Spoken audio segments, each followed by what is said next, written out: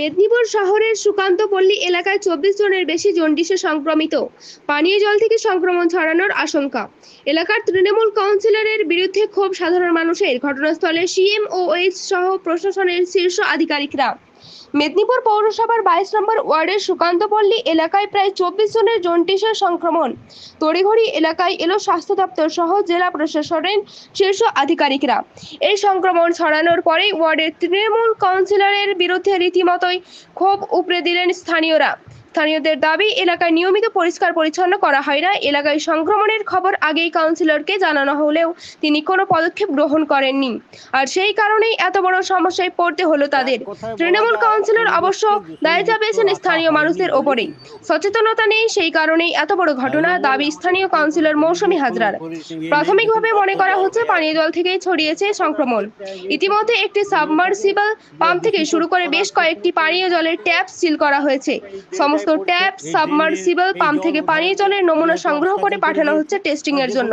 গোটা ঘটনা নিয়ে বৃহস্পতিবারই উচ্চ পর্যায়ে বৈঠকে বসেন জেলার মুখ্য স্বাস্থ্য আধিকারিক সৌম্য শঙ্কর সারেঙ্গি, মেদিনীপুরের মহকুমা শাসক মৌমিতা মুখার্জি, পৌরপ্রধান সৌমেন খান সহ জনস্বাস্থ্য কারিগরি ও প্রশাসনিক আধিকারিকরা।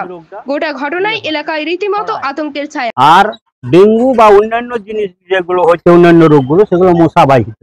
অতএব এই যে কীট জন্মগ্রহণ করছে, জল স্ট্যাগনেন্ট হয়ে যাওয়ার জন্য, বর্জ্য পদার্থের ড্রেন নিষ্কাশন না হওয়ার জন্য 1 নম্বর। 2 নম্বর হচ্ছে বিশুদ্ধ পানীয় জলের অভাবের জন্য, বা বিশুদ্ধ পানীয় জলটাও দূষিত হয়ে যাচ্ছে। সেই জন্যই এরকম। হ্যাঁ, বাড়ছে তো।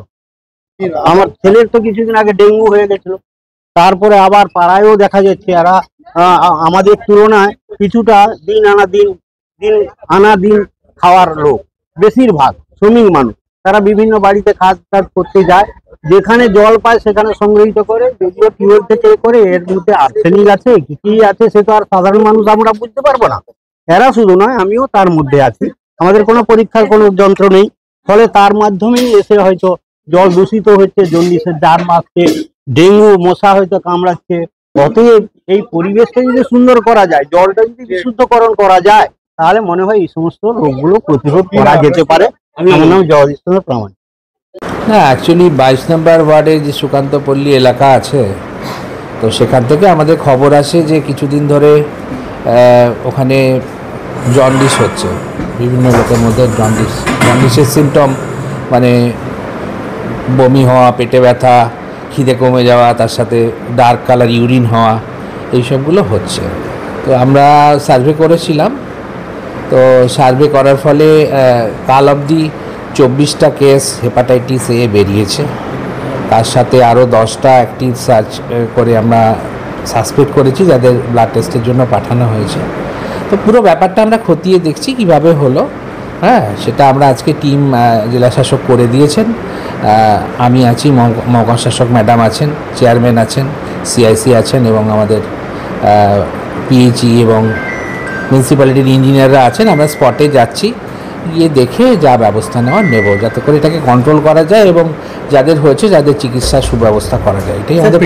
হ্যাঁ, দেখুন, ব্যাপারটা হচ্ছে ওরা কমন সোর্স অফ ওয়াটার ব্যবহার করে। অ্যাকচুয়ালি এটা তো খাদ্য আর জল থেকে হয়, তো সেরকম কোনো কমন জায়গায় খাওয়ার মানে কোনো পুজো বা ঈদের বা মানে ইফতার পার্টি ইত্যাদি ওদের মধ্যে কোনো হিস্ট্রি নেই, মানে একসাথে খেয়েছে এরকম কিছু হিস্ট্রি নেই। তবে জলটা সবাই সেম সোর্স থেকে খায়, সেই সূত্রে আমরা দেখছি আর কি, এটা খতিয়ে দেখছি যে জল থেকে হয়ে থাকতে পারে। আমরা জল টেস্ট করেছিলাম, তাতে কন্টামিনেশন পাওয়া গেছে। এখন জল থেকে যদি হয়ে থাকে, সেটাও আমরা পর্যবেক্ষণ হচ্ছে, আমাদের পিএইচই থেকে তারা এসেছেন, টেস্ট করছেন।